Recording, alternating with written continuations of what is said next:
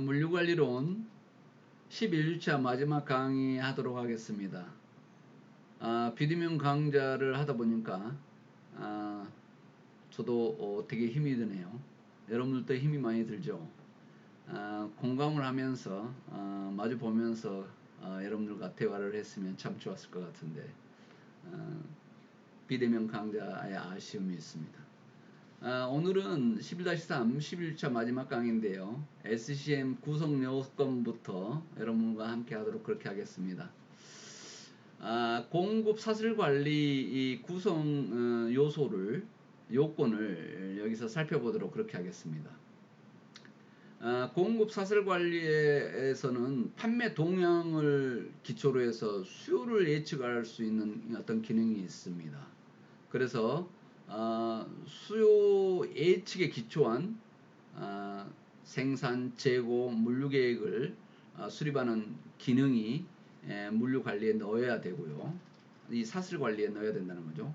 그리고 제조 일정과 자재, 부품 수배를 위한 기능, 그런 것들이 여기에 들어 있어야 합니다. 또 납기의 회답 기능이라든가 이런 건데요. 어떤 납입 시간, 생산 스케줄 이런 것들을 가미한 해답 기능이 들어 있습니다. 그래서 언제까지 어느 정도 수량을 확실하게 생산이 가능하다라고 미래 납기를 고객에게 제시할 수 있다는 것이죠. 여기에서 고객이란 일반 소비자일 수도 있지만 납품을 받는 다른 회사일 수도 있습니다. 그런 측면이라는 것을 여러분들이 이해했으면 좋겠고요.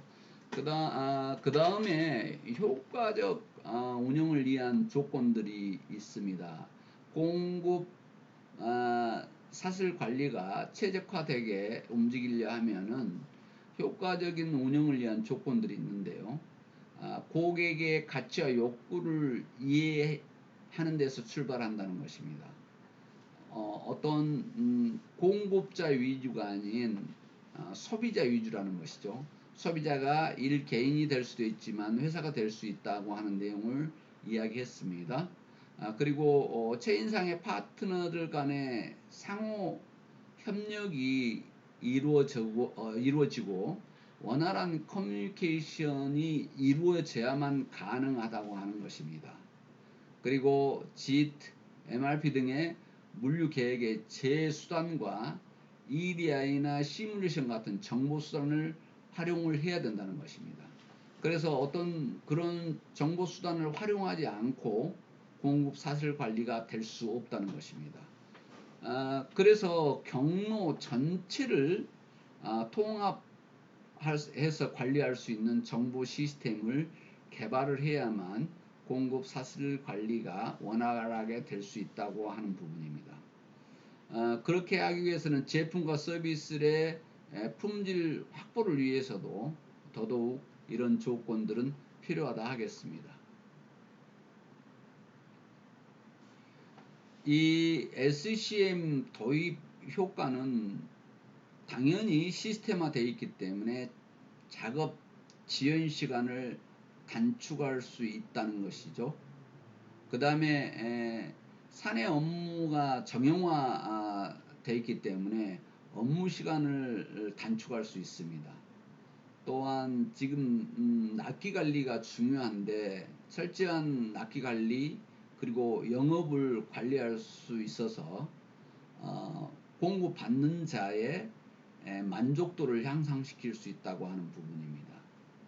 또 예전 같으면 비표준화된 수작업 처리를 해서 업무 오류가 많이 발생했는데 그런 오류를 보험할 수 있는 내용을 제거할 수 있어서 좋다 이렇게 볼 수 있겠습니다.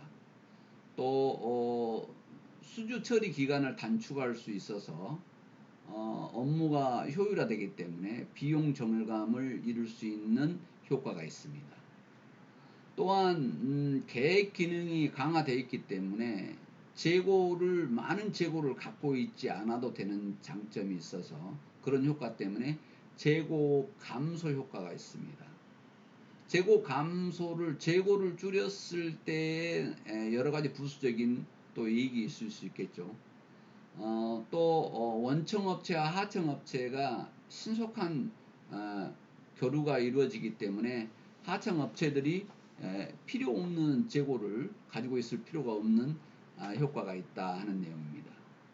당연히 이 공급망 및 고객 서비스 분야의 개선이 되는 효과를 볼 수 있다는 것이죠. 또 전산 도입 비용이라든가 관리 비용이 절감될 수 있는 그런 도입 효과가 있습니다. 그래서 공급 사슬 관리는 굉장히 중요한 내용이다 이렇게 이야기를 할 수 있겠습니다. 이 공급 사슬 관리가 물류 시스템에 주는 영향인데요. 유통 구조의 변화를 줄 수 있습니다. 왜 그런가 하면은 거래선 간에 사내 시스템이 제휴가 돼 있어야 되기 때문에 필수적으로 그 내용이 시스템 간의 제휴가 이루어져야 되겠죠. 또 상관행의 변화가 이루어지는데 EDI 이용 시 이렇게 서류가 복잡하게 할 필요 없다는 거죠. 시스템 안에 들어있기 때문에. 그래서 무서류 간소화 기능이 있습니다. 간소화가 가능하다는 것입니다. 그 다음에 거점의 기능 변화인데요.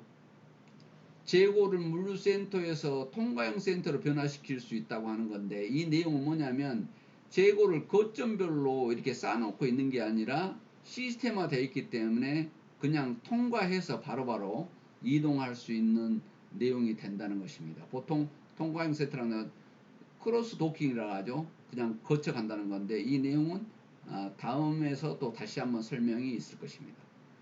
그 다음에 저비용 고품질의 물류 시스템을 실현할 수 있다는 것입니다. 그래서 공급 사슬 관리가 주는 영향은 이처럼 크고 이 외에도 다양한 이점들을 가지고 있다 하겠습니다. 그 다음에 신속 대응 전략 QR이라고 하는데요. QR의 개념에 대해서 설명하도록 하겠습니다. 원재료로부터 최종 제품에 이르는 어떤 리드 타임을 단축시키고 재고를 감소시키고 상품 기획 그리고 소재 기획에 연계를 해서 계산해서 가격이나 또 국제 생산 거점을 유지하고 도모하는 그런 구제 계획의 시도다 이렇게 보면 되겠습니다. 킹 리스폰스라고 하는데 이 도입 초기에는 의류 소매업자, 패션 부문의 제조업체가 주체가 주로 많이 됐었는데요. 고객을 만족시키고 그 결과로 인해서 소매업자, 제조업자, 소비자 모두에게 이익을 주기 위해서 QR 신속 대응 전략 개념을 도입을 합니다. 보통 QR의 발전 단계인데요. 1단계부터 5단계까지를 이렇게 구분해 봤습니다. QR 정보 기술을 1단계에서 사용하는데 공동 상품 코드를 제품에 표시를 합니다. 그래서 표준 EDI 메시지 등을 이용해서 수발주를 행한다는 것이죠. 재고 물류 관리에 바코드를 이용한 것입니다. 보통 우리가 지금 QR 코드 뭐 이렇게 이야기를 하죠. 그래서 상품 코드를 제품에 표시해서 빠르게 움직일 수 있게 그렇게 한다는 것입니다. 그 다음에 자동 재고 보충이 되는데요. 물용 바코드를 부착을 해서 관련 데이터를 EDI 문서로 이렇게 상대방에게 사전 통지할 수 있는 자동 재고 보충이 가능하다는 것입니다. 그다음 세 번째는 파트너십 보충인데요. 소매 매장에서 포수기 그러니까 바코드를 이렇게 서치해서 읽어서 거기 컴퓨터에 저장이 되고 저장이 된 그 데이터를 공유해서 예측을 강화한다는 것입니다. 그래서 포스에서 지금 몇 개 상품이 판매되고 있는 것을 계산대에서 찍으면서 자동 보충을 해야 되겠구나 하는 그런 내용을 자동 보충이 가능해지는 어떤 그런 효과가 있다는 것이죠. 그래서 편의점 같은 경우도 마찬가지로 예를 들어서 A 편의점에서 손톱깎이가 지금 재고가 2개 있는데 하나가 팔렸다. 그러면 하나를 빨리 보충을 해줘야 되겠구나 하는 그 생각을 하고 물량을 미리 준비할 수 있다는 것입니다. 예를 들은 겁니다. 그 다음에 공동 상품을 개발할 수 있는데요. 상품 기획을 할 수 있다는 것이죠. 그리고 빠른 생산 능력을 할 수 있다고 하는 내용인데, 이 상품 기획이라고 하는 것은 어떤 상품이 인기가 있다는 것을 아주 빠른 시간에 파악할 수 있기 때문에, 그래서 그 인기가 있는 상품을 더 확보하고 더 개발할 수 있는 그런 내용이 있을 수 있다는 것입니다. 그래서 포스 정보의 즉각적인 입수, 예측 가능한 분석 능력을 구사해서 신상품을 디자인하는데도 판단할 수 있는 내용이 된다는 것입니다. 그다음 소매 지원인데요. 회사가 가지고 있는, 메이커가 가지고 있는 고도 정보를 이용해서 상품 디스플레이, 영업, 소매 지원 등을 행할 수 있는 내용이 된다 하는 것을 우리가 지금 QR의 발전 단계다 이렇게 보는 것입니다. 신속 대응 전략이다.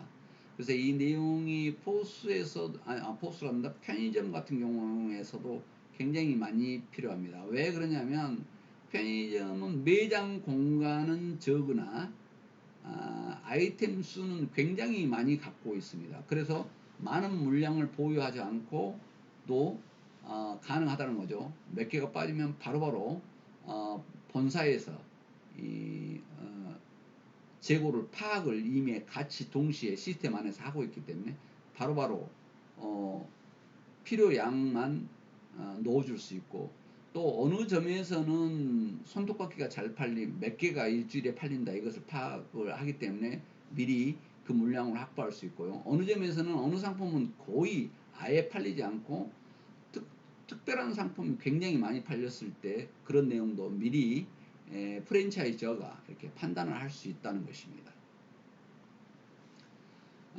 QR코드의 도입 효과인데요. 소매업자 측면, 제조업자 측면, 전산화 측면에서 이렇게 보도록 하겠습니다. 소매업자 측면에서는 상품을 적시에 확인해서 주기 때문에 매출과 수익이 증대될 수 있겠죠. 또 비용 또한 절감할 수 있는데, 적기에 딱딱 그 소량의 상품이지만 확보할 수 있어서 고객 서비스가 개선되고, 많은 상품을 예를 들어서 편의점을 예를 들었을 때 보관하고 있지 않아도 상품의 회전율이 굉장히 좋겠죠. 왜냐하면 미리미리 품절되기 전에 상품을 공급받을 수 있기 때문에 그렇습니다. 제조업자 측면에서는 어떤 주문량에 따른 생산이나 수요 예측이 용이하기 때문에 자산 회전율이 높겠죠.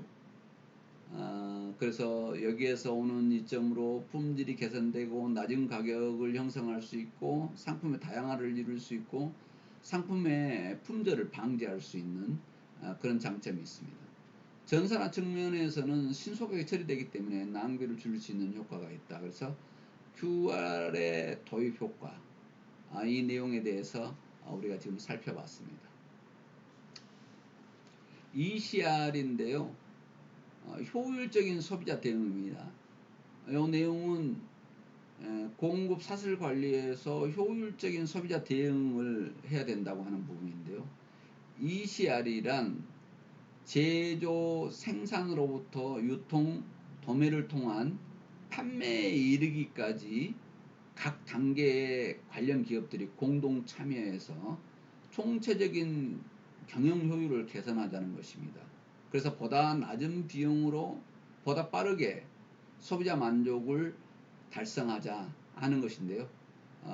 공급 경로의 효율을 극대화하는 모델을 우리가 보통 효율적 소비자 대응이라고 하는 개념을 도입하고 있습니다. 그래서 ECR 체계는 반드시 호수가 있어야 됩니다. 그래서 여러분들이 바코드 찍어서 포스에 등록이 되고 그 등록이 메인으로 옮겨져서 제조업체랑 공유할 수 있게끔, 그러니까 판매 시점에 정보를 넣는, 바코드를 찍어서 적는 포스 시설이 되어 있고 그 내용을 제조업체하고 공유한다는 것이죠. 그래서 제조업체가 저 점에서 어떤 상품이 판매됐다, 예를 들자면 조금 전에 이야기했던 손톱감기가 하나 판매됐다, 그러면 바로 하나를 추가해서 넣어야 되겠구나, 이렇게 제조업체가 적절한 시기에 상품 납품을 생각할 수 있고요. 소비자의 요구에 신속하게 대응할 수 있습니다. 이 상품이 지금 많이 팔렸기 때문에 더 추가로 넣어줘야 되겠다고 생각을 해서 소비자는 품절 없이 상품을 구매할 수 있는 장점이 있겠죠. 그래서 ECR 이 책에는 포스 판매 시점에 등록된 내용을 제조업체하고 공유하는 책에, 이 ECR 책이다, 이렇게 보면 되겠습니다. 소비자에게 효율적으로 대응하는 내용이다, 이렇게 보면 되겠습니다.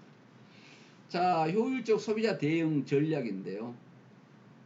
재고의 흐름에 자동화인데 문서화로 복잡하게 적을 필요 없이 시스템 안에서 볼 수 있다는 거죠. 양재 정보 교환을 할 수 있고, 물류를 통합할 수 있고, 조달 사이클 통합이라든가 부가가치를 창출할 수 있는 그런 전략이다, 이렇게 보면 되겠습니다.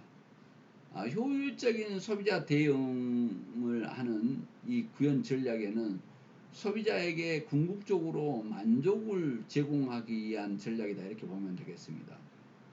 그래서 기업 간의 실시간 정보 교환을 하는 거죠.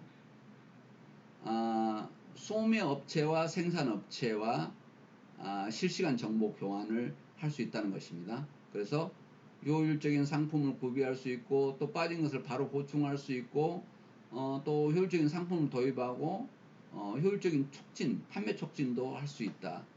그래서 소비자는 보다 좋은 상품을 받을 수 있고, 좋은 품질로 또 보다 더 좋게 전시해서 새롭게 저가격으로 해서 소비자에게 만족을 주자는 전략이 효율적 소비자 대응의 ECR 전략이다, 이렇게 보면 되겠습니다.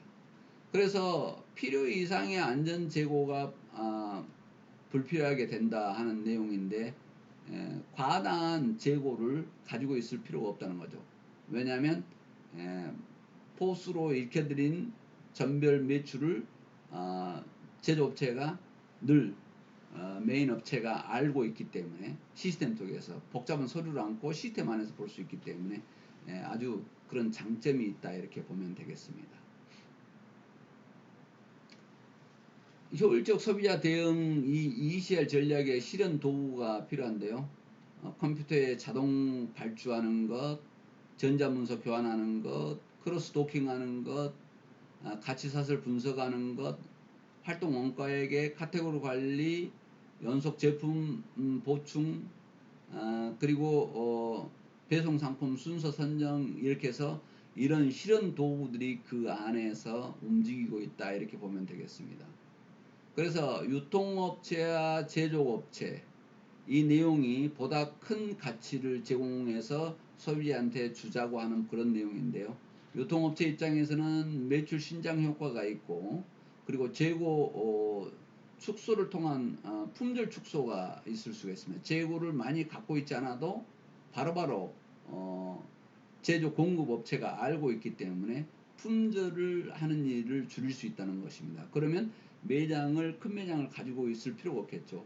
그래서 매장 공간을 아주 좁은 공간에서 다품목을 취급할 수 있다. 그래서 편의점 예를 들었던 것입니다. 제조업체 입장에서는 필요 없는 재고를 미리 갖다 놓을 필요도 없겠죠. 그래서 판매 동향에 따른 생산을 미리 많이 할 필요 없이 판매 동향을 보면서 생산을 해도 되기 때문에 생산 원가 절감을 이룰 수 있습니다. 여기서도 마찬가지로 제조업체나 공급업체도 최소 수준의 재고를 보유하는 데 도움이 된다. 그래서 ECR 시스템이라고 하는 것에 이런 자동 발주부터 전자문서 교환, 크로스 도킹 이런 내용들이 안에가 들어있는 실현 도구들이다, 이렇게 이해하면 되겠습니다. ECR의 효과는요, 당연히 유통체인의 비용이 감소되겠죠. 또 필요없는 재고를 가지고 있지 않아야 되기 때문에 재고를 줄이는 효과가 있을 수 있고요. 생산성 향상을 이룰 수 있습니다. 그렇게 함으로써 재무 부담의 감소 효과가 있다 하는 내용입니다. 경제성이 뛰어난 효과를 보여줄 수 있다는 내용인데요.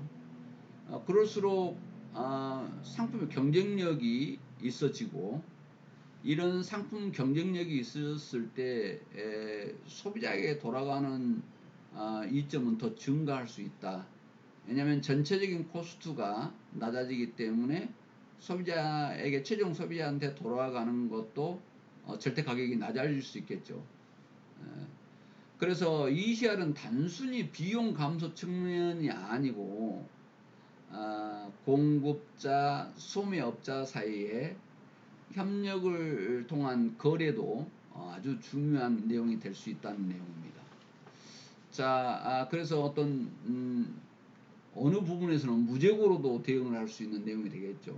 그래서 효율성을 제고할 수 있고, 소비자 욕구에 대한 지식이 확대되고, 브랜드 점포에 대한 소비자 충성도는 증대될 수밖에 없을 것이다 하는 내용인데요.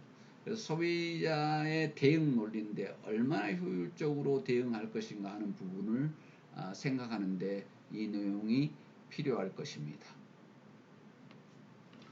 자, 이 소비자 효율적 소비자 대응, 이 ECR과 신속 대응 전략 QR에 비교를 해놨는데요.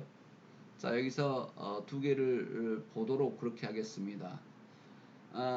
ECR, 효율적 소비자 대응은 유통업체나 소매업체가 주체가 되고요.